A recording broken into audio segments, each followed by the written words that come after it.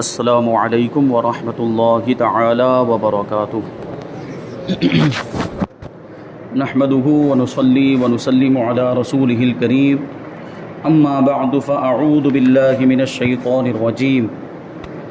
بسم اللہ الرحمن الرحیم۔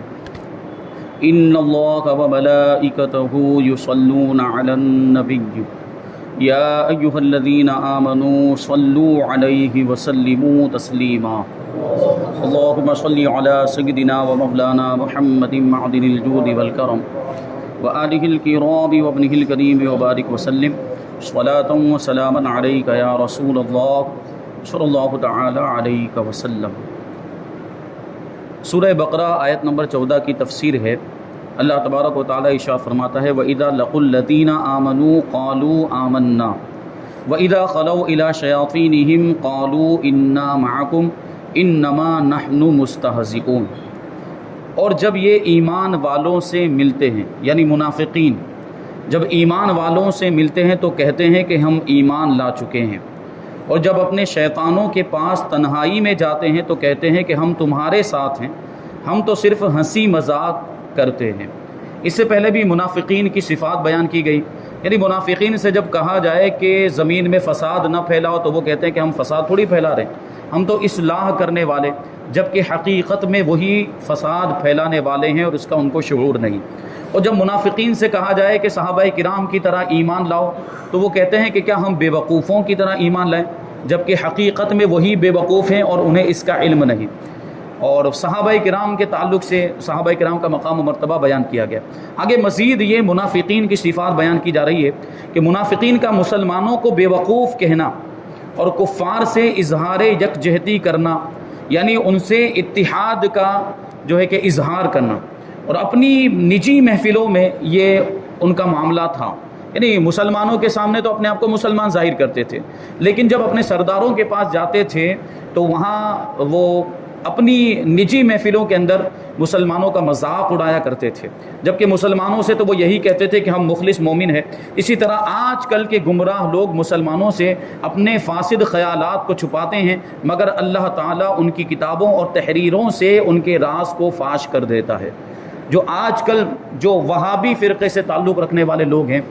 عوام کو بہکانے کے لیے، بھولے بھالے مسلمانوں کو بہکانے کے لیے اپنے فاسد خیالات کو اور گمراہ اور غلط باطل عقائد کو چھپاتے ہیں۔ پہلے کبھی بھی وہ اپنے عقائد بیان نہیں کرتے، کیونکہ ظاہر سی بات ہے اگر ڈائریکٹ وہ اپنا غلط عقیدہ یا کفری عقیدہ لوگوں کے سامنے بیان کر دیں گے تو کوئی بھی ان کے ساتھ جائے گا ہی نہیں اور ان کے جال میں پھنسے گا ہی نہیں۔ اس وجہ سے وہ پہلے اپنے فاسد عقائد کو، غلط عقائد کو لوگوں کے سامنے بیان نہیں کرتے، بلکہ کیا کہتے ہیں ہم اللہ اور رسول کی باتیں کریں گے، آئیے ہماری مسجد میں آئیے کہ اللہ اور رسول کی باتیں کریں گے۔ اس طرح جو ہے کہ وہ لوگوں کو جھانسے میں لے کر اپنی مسجد میں لے جاتے ہیں اور پھر جماعتوں میں لے جاتے ہیں۔ اس طرح جو ہے لوگ ان کے جال میں پھنس جاتے ہیں، ان کے بہکاوے میں آ جاتے ہیں اور گمراہ ہو جاتے ہیں۔ تو یہ ان کا طریقہ، یہ جو طریقہ یہ منافقین کا طریقہ، اپنے عقائد کو چھپانا اور اپنے غلط خیالات کو، فاسد خیالات کو چھپانا۔ لیکن اللہ تبارک و تعالیٰ یہ جو اس زمانے کے جو گمراہ لوگ ہیں اور منافقین ہیں، ان کے عقائد کو ان کی کتابوں کے ذریعے سے فاش فرما دیتا ہے، کیونکہ آج بھی جو ہمارے علماء نے جن عقائد کی بنیاد پر ان کی پکڑ کی تھی اور جن عقائد کی بنیاد پر ان پر کفر کے فتوے لگے تھے، آج بھی ان کی کتابوں کے اندر موجود ہے۔ آج بھی اگر یہ چاہتے تو اس میں سے ہٹا سکتے تھے، اس کو نکال دیتے، لیکن آج بھی انہوں نے نہیں نکالا۔ مطلب کیا ہے کہ آج بھی وہ انہی عقائد پر ہے، اور آج بھی جب ہم دیکھیں تو یہ لوگوں کو بہکانے کے لیے بڑا جو ہے کہ عشق رسول کا دعویٰ کریں گے کہ ہم تو بڑے محبان رسول ہیں، عاشقان رسول وغیرہ وغیرہ۔ وہ اگر یہ واقعی حضور سے محبت کرنے والے ہیں تو آج بھی اپنی کتابوں کے اندر وہ کفری عقائد کو کیوں باقی رکھا ہے؟ اور اگر واقعی یہ عاشق رسول ہیں، یہ رسول اللہ کے یہ گستاخ نہیں ہیں جو اس زمانے میں موجود ہیں، تو پھر اپنے پیشواؤں سے بیزاری کا اظہار کیوں نہیں کرتے؟ جنہوں نے کفر کیا، اپنی کتابوں کے اندر کفر لکھا، رسول پاک صلی اللہ علیہ وسلم کی شان میں گستاخی کی، اگر یہ حضور سے واقعی سچی محبت کرنے والے ہیں تو ان کو اپنا امام کیوں مانتے؟ ان کو اپنا مقتدا اور پیشوا کیوں مانتے؟ ان کو تو چاہیے یہ تھا کہ ان سے بیزاری کا اظہار کر دیتے اور وہ ساری کتابیں جن میں انہوں نے کفری عقائد لکھے ہوئے ہیں ان کو ایک چوراہے پر لا کر آگ لگا دیتے، تب ہم ان کو گلے سے لگا لیتے، تب ہم ان کو اپنا بھائی مان لیتے، لیکن انہوں نے ایسا نہیں کیا۔ آج بھی یہ انہی عقائد پر موجود ہیں۔ تو جو بھی وہ عقیدہ رکھتا ہے یا کفری عقائد کو جاننے کے باوجود اپنے پیشواؤں کو یا اپنے جو ہے کہ اماموں اور مقتداؤں کے کفری عقائد کو جاننے کے باوجود بھی ان کو مسلمان سمجھے تو اس کا وہی حکم ہے جو اس پیشوا کا حکم ہے، یعنی وہ کافر تو یہ بھی کافر، یعنی ان کے کفر پر شرعی اطلاع ہونے کے باوجود ان کو مسلمان سمجھے تو پھر یہ بھی کافر۔ ہاں، جو ان کی عوام ہیں جن کو پتہ نہیں ہے عقائد کے بارے میں، جن کو عقائد کے بارے میں لوگ بتاتے نہیں ہیں، بس وہ ظاہری شکل و صورت کو دیکھ کر، ان کے ظاہری اعمال کو دیکھ کر، ان کی نمازوں کو دیکھ کر، ان کے روزوں کو دیکھ کر، ان کی عبادتوں کو دیکھ کر لوگ ان کے ساتھ ہو جاتے ہیں، ان کو کافر نہیں کہا جا سکتا، لیکن وہ بھی تو گمراہ ہیں، کیونکہ ان پر لازم تھا کہ وہ چھان بین کرتے، وہ تحقیق کرتے کہ صحیح مذہب کون سا ہے اور حق پر کون لوگ ہیں، اور ان کے ساتھ ہوتے، لیکن وہ ان کے ساتھ نہیں ہے، وہ گمراہ لوگوں کے ساتھ ہو گئے، اس کی وجہ سے ان کو گمراہ تو ضرور کہا جائے گا، ہاں کافر اس وقت تک نہیں کہا جا سکتا جب تک کہ وہ کوئی کفری عقیدہ اختیار نہ کر لے۔ تو یہ چیز ہے۔ اب یہ کیا کرتے ہیں مسلمانوں سے جو ہے کہ اس طرح سے جو بھولے بالے مسلمان ان کو یہ بہکاتے ہیں، جبکہ عام طور پر کوئی بھی مسلمان ہوگا جس کے دل میں ایمان ہوگا، اس طرح کا کوئی بھی عقیدہ جب اس کے سامنے آئے گا تو فوراً اس سے بیزاری کا اظہار کرتا ہے۔ جیسے ایسے بہت سارے واقعات ہمارے سامنے بھی آئے۔ ایک ہمارے دوست نے بیان کیا کہ ایک شخص جو ہے کہ ان کے شہر میں آ گیا، اور ان کے شہر میں سنیت بڑی مضبوط ہے، اور وہاں کسی بھی گمراہ کو آنے نہیں دیا جاتا، کسی بھی گمراہ فرقے سے، باطل فرقے سے تعلق رکھنے والے شخص کو وہاں اس شہر میں داخل نہیں ہونے دیا جاتا۔ جب وہ آ گیا تو اس کو جو ہے کہ پکڑ لیا گیا اور کہا گیا تم یہاں کیسے آ گئے؟ تو پھر اس کو جو ہے کہ مدرسے میں، دارالعلوم میں بلایا گیا، اور وہاں علماء کی موجودگی میں اس کو سب بتایا گیا کہ تم جس فرقے سے تعلق رکھتے ہو اس کے یہ عقائد، اور ساری کتابیں کھول کر دیکھو، یہ فلاں مولوی نے یہ عقیدہ لکھا، فلاں مولوی نے اپنی یہ کتاب تقویۃ الایمان میں یہ کفری عقیدہ ہے، حفظ الایمان کے اندر یہ کفری عقیدہ ہے، اور صراط مستقیم کے اندر یہ کفری عقیدہ لکھا ہوا ہے۔ وہ سارے عقائد اس کو بتائے گئے۔ جب اس نے سنا تو وہ فوراً کہنے لگا یہ سب تو مجھے پتہ ہی نہیں تھا۔ سوچیں آپ کہ وہ وہابیوں کے ساتھ ہے، ان کے ساتھ اٹھتا بیٹھتا، جماعتوں میں جاتا، ان کی مسجدوں میں نماز پڑھتا ہے، لیکن اب تک اس کو ان کے جو کفری عقائد اس کے بارے میں پتہ ہی نہیں تھا۔ اب فوراً اس نے بیزاری کا اظہار کیا کہ اگر واقعی ان لوگوں کا یہ عقیدہ ہے تو میں ان سے بیزاری کا اعلان کرتا ہوں، اور آج سے میرا ان سے کوئی تعلق نہیں ہے، اور میں سنیت میں داخل ہو جاتا ہوں۔ تو ایسے بہت سے لوگ ہیں ان کے اندر، ان پر کام کرنے کی ضرورت ہے، اور ان کو صحیح عقائد بتانے کی ضرورت ہے، اور ان کے جو غلط عقائد ہیں وہ بھی بتانے کی ضرورت ہے، تاکہ فوراً وہ اس سے توبہ کریں اور پھر صحیح عقائد کی طرف آ جائیں، اہل سنت و جماعت میں شامل ہو جائیں۔ کہ ہمارے بزرگ علماء دیکھیے ان کی دور اندیشی، آج بھی ایک بزرگ عالم دین ہیں، انہوں نے کہا تھا ایک جملہ، اس پر غور کرنے کی ضرورت ہے کہ آج بھی راندیر کی جو عوام ہے وہ ہماری ہے، بس ان کو ایک نام دے دیا گیا کہ ہم وہابی ہیں، جماعتی ہیں، ہمارا اہل سنت سے کوئی تعلق نہیں، اور کچھ اوپر کی چیزیں بتا دی گئی، جیسے جلوس نہیں کرنا، میلاد کی محفل نہیں کرنی ہے، اور فاتحہ نہیں کرنا، ایصال ثواب نہیں کرنا، یہ جو چیزیں بتا دی گئی ہے، حالانکہ ہمارا بنیادی اختلاف یہ میلاد اور فاتحہ کا نہیں ہے، ہمارا اختلاف تو جو اصل اختلاف ہے وہ کفری عقائد کا ہے، رسول پاک صلی اللہ علیہ وسلم کی شان میں گستاخی کرنے کا ہے، وہ بنیادی اختلاف ہے۔ کوئی میلاد کا انکار کرے تو کافر نہیں ہو جاتا، کوئی ایصال ثواب کا انکار کر دے تو کافر نہیں ہو جاتا، الگ حکم ہے اس کا، لیکن وہ اصل جو اختلاف ہے وہ کفری عقائد کا۔ آج بھی آپ جا کر دیکھیں تو راندیر میں ان کے گھروں میں آج بھی فاتحہ ہو رہا ہے، آج بھی ایصال ثواب ہو رہا ہے، بس کیا ہے کام کرنے کی ضرورت ہے، ہم کام نہیں کر رہے، ہمارے یہاں پہ کام ہی بڑی سست رفتاری کے ساتھ ہو رہا ہے، جبکہ ہمارے مقابلے میں ان کے یہاں جو کام ہو رہا ہے وہ دیکھیں، ہم اگر پیدل چل رہے ہیں تو وہ سواری پر ہیں، اور سواری بھی کیسی بڑی تیز رفتار سواری، یہ مثال کے ذریعے بیان کرتا ہوں، اور ہم جو پیدل چل رہے ہیں اس میں بھی معاملہ یہ ہے کہ بہت سے لوگ تھک کے بیٹھ گئے، اور جو چل رہے ہیں محنت کر رہے ہیں تو کچھ لوگ ایسے ہیں جو ان کو چلنے نہیں دے رہے ہیں، ان کا پاؤں پکڑ کے کھینچ رہے ہیں، ان کو کام نہیں کرنے دیا جا رہا۔ یہ ہمارے اہل سنت و جماعت کے لیے بڑی افسوسناک بات ہے، ایک بڑا المیہ ہے، ایک تو کام ہو نہیں رہا، جو لوگ کام کر رہے ہیں ان کو کام کرنے سے روکا جا رہا ہے، جبکہ ان کے مقابلے میں ہمیں کیسا کام کرنا چاہیے تھا۔ اب یہ نہیں سوچنا چاہیے کہ وہ بڑی تیزی کے ساتھ کام کر رہے ہیں تو حق پر ہے، نہیں، وہ حق پر نہیں ہیں، ان کے گمراہ اور غلط عقائد کی وجہ سے۔ اہل سنت و جماعت ہی یہ حق ہے اور یہی صحیح مذہب ہے، اور اسی مذہب کو اختیار کرنا ہر ایک کے لیے لازم۔ بہرحال یہ ایک افسوسناک بات ہے، اس کی جو ہے کہ تلافی کرنی چاہیے، اور جہاں تک ہو سکے دین کی خدمت، دین کا کام ہم کو کرنا چاہیے، یعنی اب ہر ایک کی ذمہ داری بنتی ہے، اہل سنت و جماعت کا ہر فرد اپنے اعتبار سے کوشش کرے، اور ہر کوئی شخص، اب ظاہر سی بات ہے یہ کب ہو پائے گا جب ہم علماء سے قریب ہو جائیں گے، اور ایسے علماء سے جو دین کا درد رکھتے ہیں۔ جو دین کا کام کرنا چاہتے, دین کی خدمت کرنا چاہتے, ایسے علماء سے جب آپ قریب ہو جائیں گے تو وہ آپ کو کوئی نہ کوئی کام دیں گے کہ اگر آپ دین کی خدمت کرنا چاہتے ہیں آپ کی صلاحیت کے اعتبار سے, کیونکہ ہر کسی کے اندر صلاحیت نہیں ہے کہ وہ دلیلوں کے ذریعے سے ان کا رد کرے. ابھی آپ کے اندر اتنی تو صلاحیت نہیں کہ جا کے ان کے ساتھ مناظرہ کریں.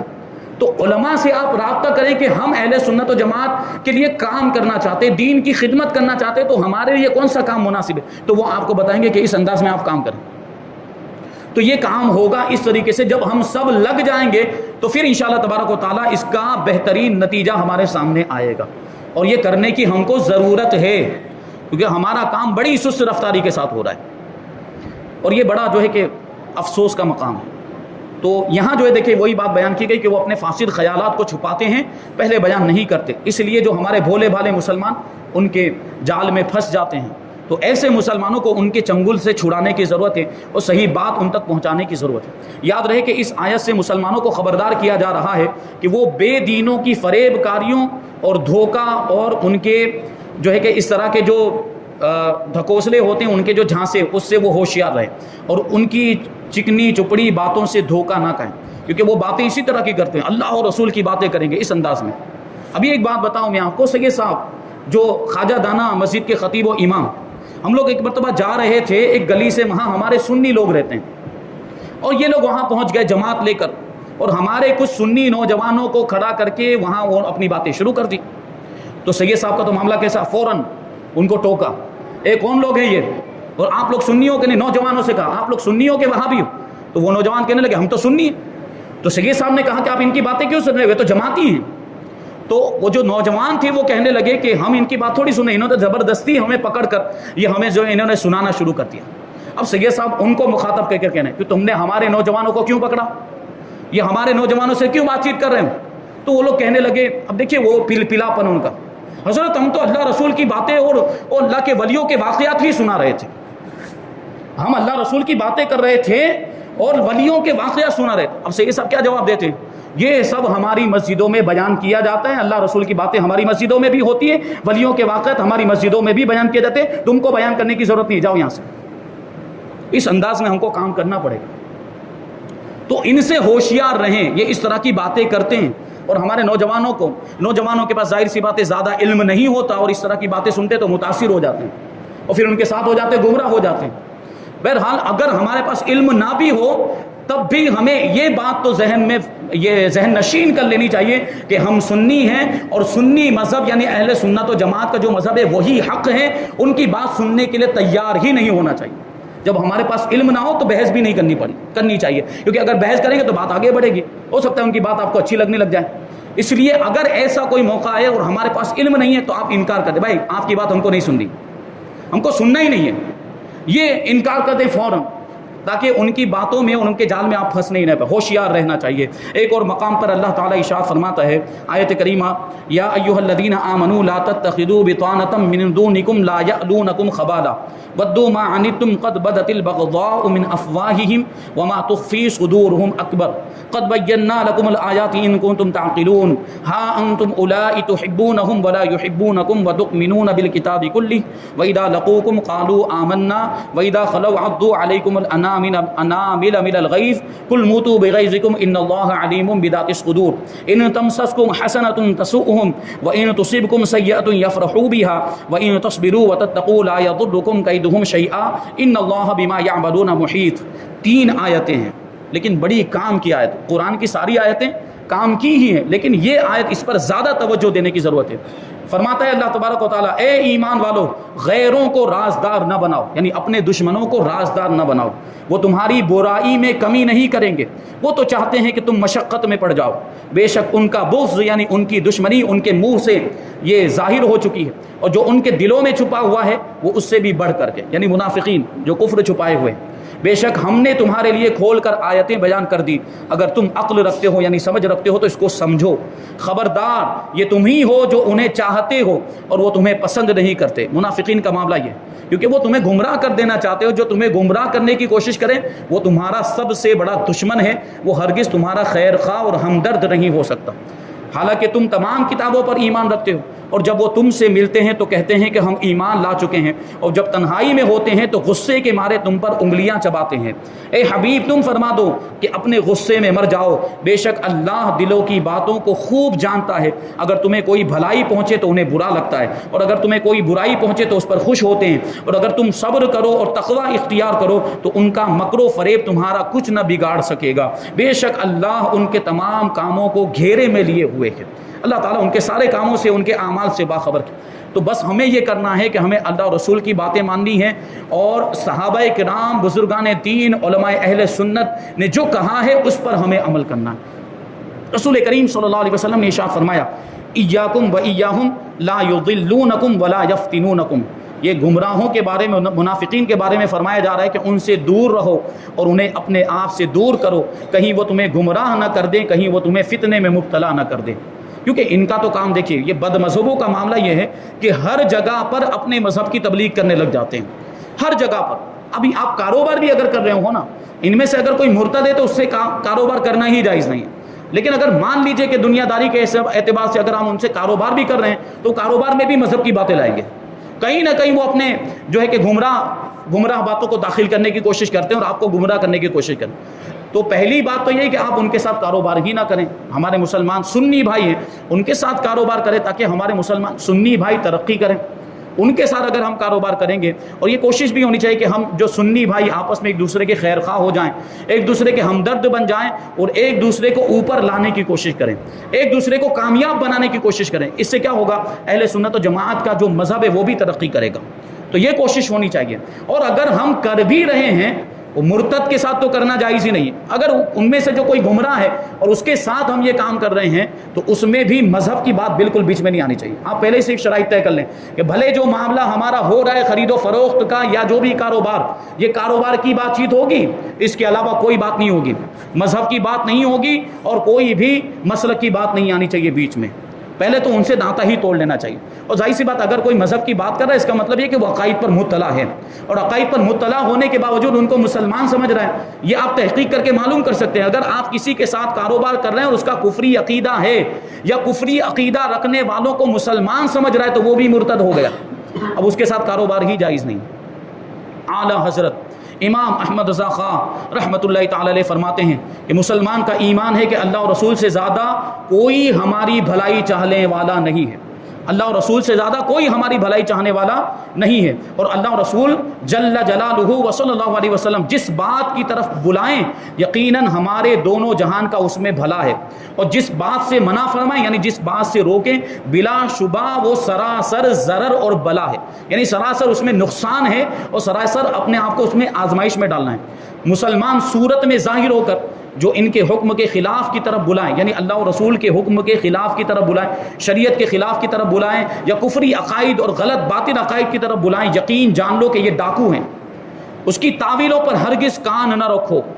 رہزن یعنی جو ڈاکو ہوتا ہے، جو جماعت سے باہر نکال کر کسی کو لے جانا چاہتا ہے، ضرور چکنی چکنی باتیں کرے گا، اور جب یہ دھوکے میں آیا اور ساتھ ہو لیا یعنی ان کے ساتھ ہو گیا، ڈاکو کے ساتھ ہو گیا، تو وہ گردن مارے گا، کیونکہ اس کا مقصد تو ڈاکہ زنی ہے، آگے جا کے تم کو نقصان پہنچائے گا، اور وہ گردن مارے گا یعنی تمہارے ایمان پر ڈاکہ ڈالے گا۔ اور ہمارے پاس سب سے بڑی جو دولت ہے وہ ایمان کی دولت ہے۔ ہم 2 روپیہ پیسے مال و دولت کی حفاظت کرتے ہیں، اس سے کئی زیادہ بلکہ سب سے زیادہ ہمیں ایمان کی حفاظت کرنی چاہیے۔ تو یہ ڈاکو ہیں، یہ سب ایمان کے چور ہیں۔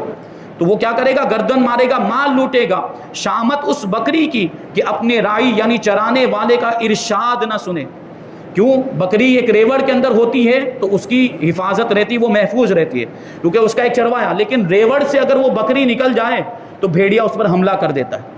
یا کوئی درندہ جانور اس پر حملہ کر دے گا۔ تو بکری اگر اپنی حفاظت چاہتی تو اس کو کیا کرنا پڑے گا؟ ریوڑ کے ساتھ رہنا پڑے گا، اور جو اس کا چرواہا ہے اس کی بات ماننی پڑے گی۔ تو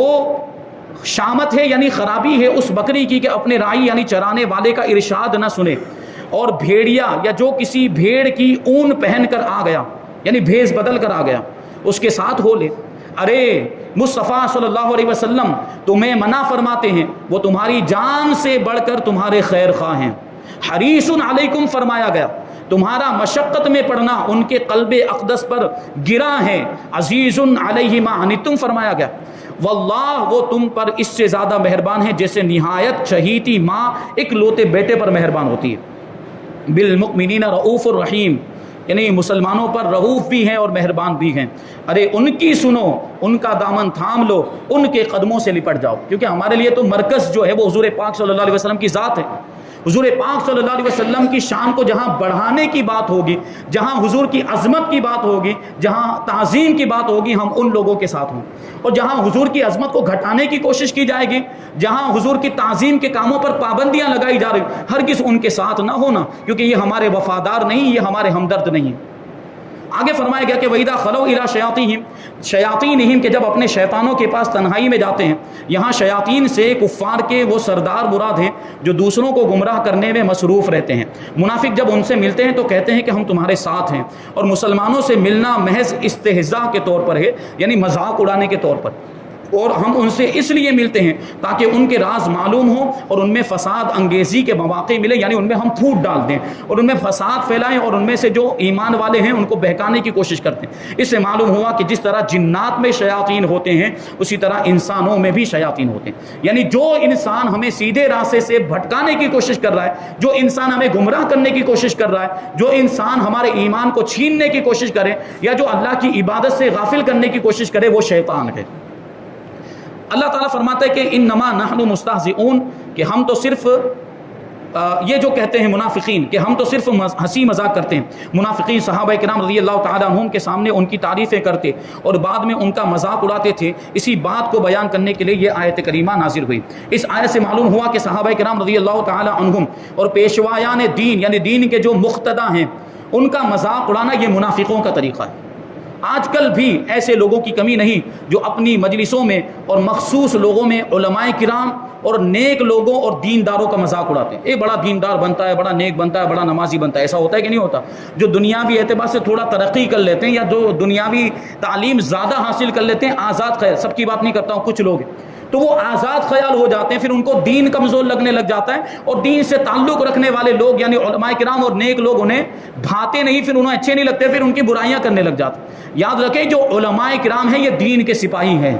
یہ دین کی خدمت کرنے والے ہیں اور انہی کے ذریعے سے آج دین زندہ ہے۔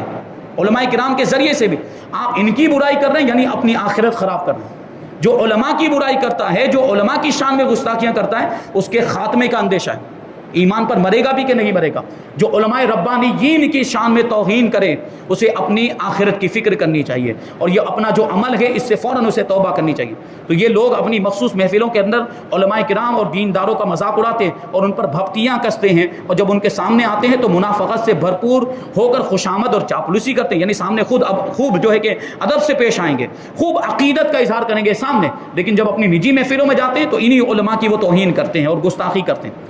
سامنے آتے ہیں تو چاپلوسی کرتے ہیں اور تعریفوں کے پل باندھ دیتے ہیں۔ یوں ہی ایسے لوگوں کی بھی کمی نہیں جنہیں مذہب اور مذہبی نام سے نفرت ہوتی ہے اور مذہبی حلیہ اور وضاقتہ دیکھ کر ان کی طبیعت خراب ہو جاتی ہے۔ مذہبی وضاقت، داڑھی رکھ لی، کرتا پائجامہ پہن لیا، نمازی، تو اس سے ان لوگوں کو جو ہے کہ اچھا نہیں لگتا ہے، ان کی طبیعت خراب ہو جاتی ہے۔ اللہ تعالیٰ ان لوگوں کو ہدایت عطا فرمائے۔ یاد رہے کہ انبیاء کرام علیہ الصلوۃ والسلام اور دین کا مذاق اڑانا کفر ہے،